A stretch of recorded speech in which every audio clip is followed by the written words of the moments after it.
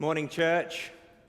Good to see you. We're in the midst of quite a season at the moment. There's a lot going on. There's a lot of change happening. And we're going to be focusing our time this morning in Exodus chapter 16 as we look at the people of Israel and as we think about their story. I'm going to be using the word story an awful lot this morning. I'd like us to think about the stories that we tell ourselves as a community, as individuals, and I think this also has relevance to the stories we tell as a nation. But I wonder, how do you know where you are in a story? How do you, when you're listening to a story or you're reading a story, how do you know at what point, how do you situate yourself within that story? My mum was a primary school teacher for all of her career, and she used to say to me when I was writing stories as a child, a good story needs to have a beginning, a middle, and an end. A fairly obvious thing to say, but I think it's a profound point that a good story should start somewhere, have a middle section where other things happen, and then finish somewhere else at the end. Maybe you've had the experience of getting through a book and not really being sure what's going on, and you literally open the book and look at it side on and say, how far am I through this book? How many pages has actually taken place so far, and how many pages have I got left to do? I don't understand what this author's doing. Maybe as you're telling the story of your life or the story of your career, you think about it in terms of years. You know, you have the early years where you're working really hard to make something of yourself, and then you have the middle years where other things happen, and then you finish your final years, have a different flavor to them, a different feel than the original years. A good story should have a beginning, a middle, and an end. What about where the climactic scene in a story is? Or what do you do in a story where crisis hits? You know, storytellers and story theorists know where in a good story the climactic scene should happen and where the crisis moments should hit. This is a bit of an aside, but as I listen to different generations in 2020 talk about COVID-19, one of the things I'm hearing is different generations describing a crisis at different points in their own story. Depending on how old you are, you interpret COVID-19 and the crisis that we're in at the moment differently because it comes at a different place in your story. What about the story of a church and the story a church has been telling itself for years? Sometimes really good authors will do things that feel weird or out of place. They tell stories in an odd way. I don't know if you've read Lord of the Rings, but Frodo throws the ring into Mount Doom, and then there's like 100 pages left of the book. Or if you've watched the film, it's like 45 minutes left in the film, and you're like, what's going on? Well, this is not a good story. Why is there all this story left to be told? We've had our climactic scene. We've had our moment. The ring is in Mount Doom. What else is happening? For many of us who have read the story of the Exodus, and maybe we grew up in church or we've been in church for long enough, we know the story of the Exodus. And maybe if you've watched the film and you're thinking to yourself, why on earth is Batman trying to get the people of Israel out of Egypt? It's a niche joke, but some of you got it. I'd like to suggest this morning that we only know half of the story of Exodus. Today, we're going to be looking at Exodus chapter 16. But it's worth pointing out that the book of Exodus has 40 chapters in it, and we're at chapter 16. So that should tell you something about where we are in the story. A good story has a beginning, a middle, and an end, and we're at chapter 16. It's kind of halfway, but still towards the beginning of a 40-chapter book. And the people of Israel are already out of Egypt. They're already in the wilderness. So if you think about the story of Exodus as being about getting Israel out of Egypt, may I gently suggest this morning that you don't know what the book of Exodus is really about. Maybe the book of Exodus is more than just getting the people of Israel out of Egypt. Here's something I'd like us to take away from this morning. Everyone thinks that Exodus is about getting Israel out of Egypt, and it's actually about getting the Egypt out of Israel. Discovering what it's actually like to be the people of Israel. And what we discover from the book of Exodus is that's the difficult bit. Getting the Egypt out of Israel is the hard bit. Let me say that again. Everyone thinks that Exodus is about getting Israel out of Egypt. But the story is actually about getting the Egypt out of Israel. And what do I mean by that? You can take the boy out of Texas, but can you take the Texas out of the boy? Thankfully, we have got our brother John out of Texas. And yet still, I find him wearing knee-high cowboy boots and saying yeehaw at random times of day or night. You can take the boy out of Exodus, but can you get Texas out of the boy? It turns out that as Israel left Egypt, they brought with them Egypt in their hearts. The idolatry, the greed for power, the tendency towards hate and covetousness. So, what I'd like to do very quickly is give you an overview of Exodus, to kind of ram this point home, but then to situate our chapter 16, in the middle of that. So, the story of Exodus goes something like this. We're all familiar with it. You have the people of Israel in Egypt, and then we're introduced to Moses, our protagonist, and Pharaoh, our villain. And the people of Egypt are in bondage, in slavery. The people of Israel, I'm going to do this all morning, I'm sorry. The people of Israel are in bondage in Egypt. And Moses meets Yahweh, the great I Am, at the burning bush. And God commissions Moses to bring his people out. And so he sends 10 plagues, these powerful signs of deliverance. And slowly over the course of those signs, Pharaoh hardens his heart. Pharaoh has his heart hardened, and he refuses to let the people go. The final plague, the death of the firstborn, which mirrors the way Pharaoh killed the firstborn of Israel, happens on the same night as the Passover. God's judgment literally passes over Israel because they've covered their doorposts with the blood of the Lamb. Pharaoh lets the people of Israel go, and the Exodus begins. Then, in a dramatic change, Pharaoh changes his mind and tries to chase down the people of Israel. And at the point as they're crossing the Red Sea, which God has miraculously parted for them, they cross over the far side, and while Pharaoh is in the middle of the waters come crashing down on him, and Israel is free. They're out of Egypt. The end.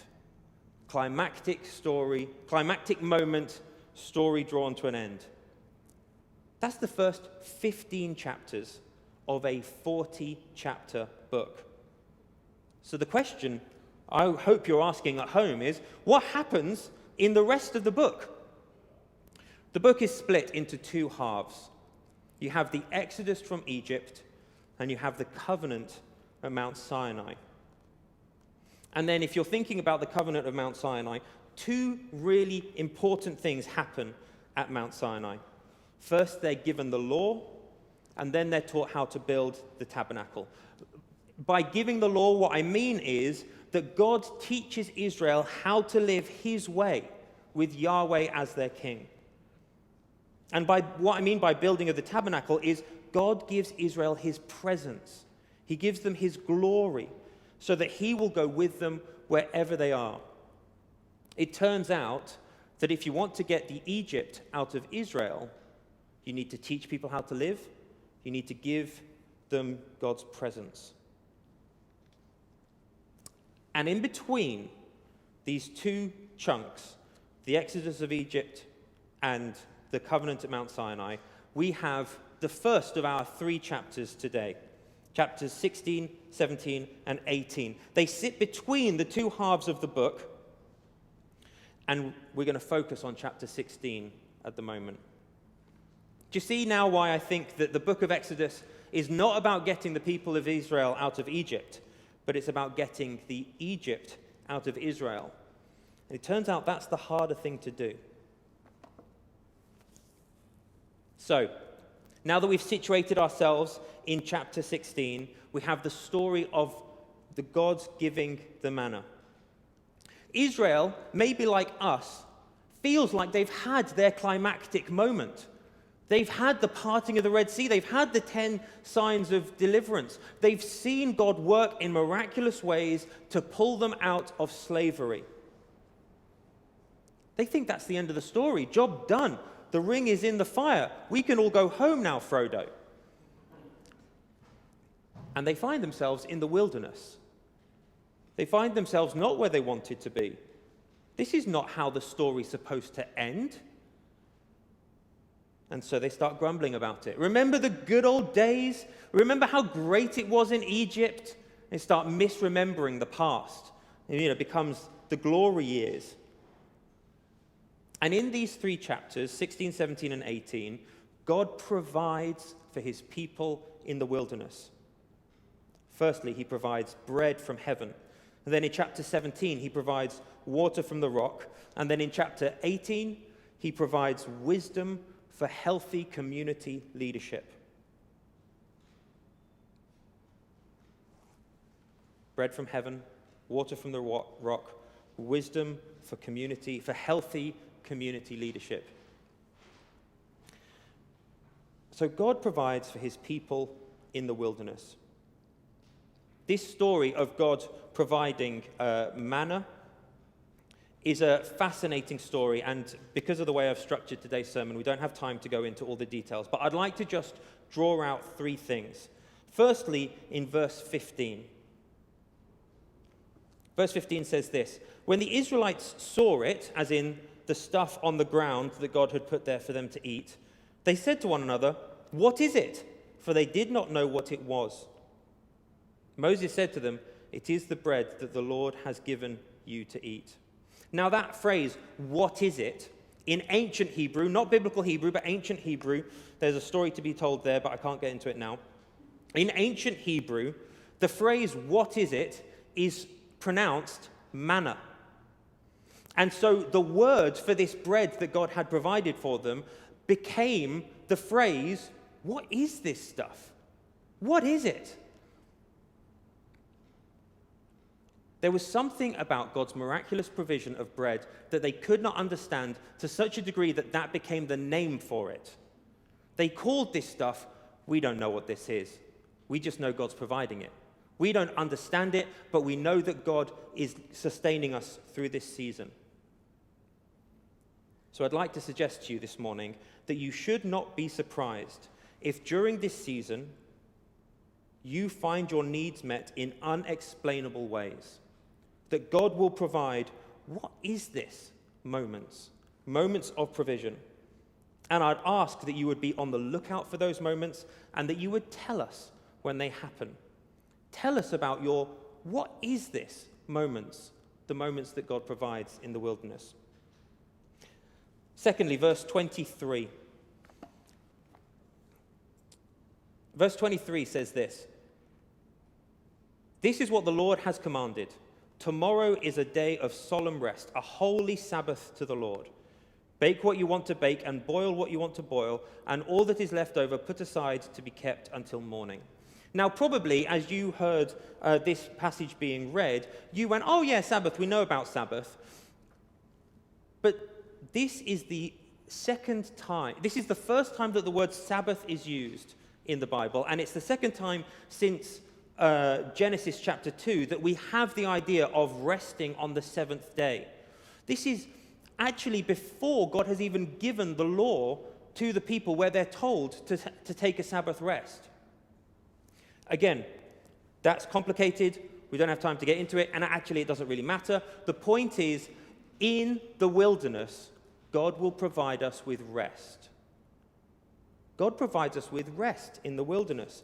And again, for our community today, this might seem strange because some of us are working extraordinarily hard at the moment. hours and hours above their pay grade. I'm thinking of the wardens, I'm thinking of the vestry, I'm thinking of members of our staff, my brother John, working extremely hard at the moment.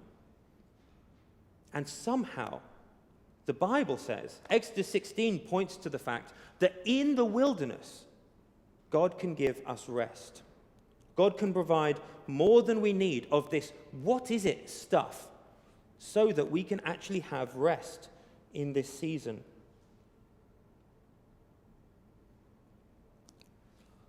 And as we let that hit home, verse 34 says this: As the Lord commanded Moses, so Aaron placed it before the covenant. We're talking about the manna for safekeeping.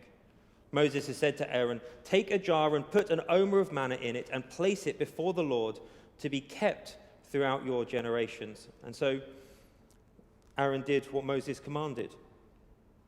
What the people of Israel end up doing with this what is it stuff, this incredible act of provision in the wilderness, what Israel ends up doing is taking some of it and setting it aside and putting it on the altar in the tabernacle to say we need to remember the incredible faithfulness of God that he provided for us in the wilderness. So that hundreds of years after these events took place, the Jewish people could walk into the temple and see an omer of manna and say, and remember the stories that their parents told them, and say, that's the stuff that God used to provide in the wilderness. Now, it is not my place really to tell you your history. I'm a new boy here, and I wish Paul was here, but I've had enough conversations with Paul to know that actually this room that I'm currently in is filled with symbols of God's faithfulness. I've heard enough of the story of how we got moved out of the big building that we were in into this small building because actually the diocese wanted to close this place. And we took a few things with us, the angel on the wall, a few touch points from that old building. We brought them in here, and what did God do? He turned this place around. He provided for us in our wilderness moments. And we have those things, those symbols to point at and say, God is faithful. That's what happens with the manna in the wilderness. That's what happens in our day. And it's a testament to God's faithfulness for us this morning in our latest wilderness experience. Here's what I'm trying to say, folks. For many people, the news that we've been expressing and experiencing in recent weeks feels like we're back in the wilderness again.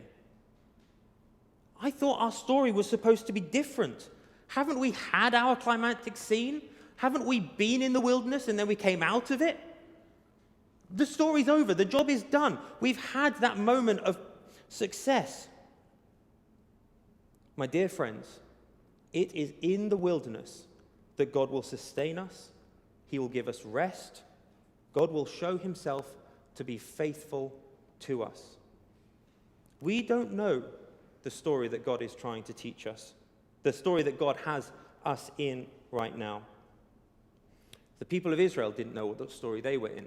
They thought their story was over after 15 chapters. Turned out God had a lot more work he wanted to do with them. And so, as we find ourselves in this time, I trust that God knows the story that he has us in and that he will take us forward. And in closing, like I say, I don't know what story we're in, but I do know another story. I know a story about a man who said, I am the bread of life. Whoever comes to me will never become hungry, and whoever believes in me will never be thirsty. I know a story about a man who took 5 loaves and 2 fish and fed thousands of people in the wilderness. I know a story of a man who taught his disciples to say, give us this day our daily bread. And I know a story of a man who broke bread and gave it to his disciples, saying, take, eat. This is my body broken for you. If in this season you have any doubt that God will provide for us in this wilderness, that God will give us rest, and that God will be faithful to us during this time, look to Jesus. Look to Jesus. He is the bread of life. He is our sustenance, and the cross and resurrection is the enduring act of provision for us today. Do you know what story you're in? The book of Exodus isn't a story about getting Israel out of Egypt. It's actually about getting Egypt out of Israel. The Israelites didn't know that. So once they got out of Egypt, it looked like their story had taken a strange turn. This is not what we were expecting. And the manna in the wilderness shows us that God provides good gifts for his people, and he will provide for us. So, my friends, I don't know where our story is going. Many of us feel like we're back in the wilderness today. Maybe in hindsight, we actually never left the wilderness. I'm not sure. But I do know that God is faithful. I know that he gives good gifts to his people, and that he will see us through. In Jesus' name, amen.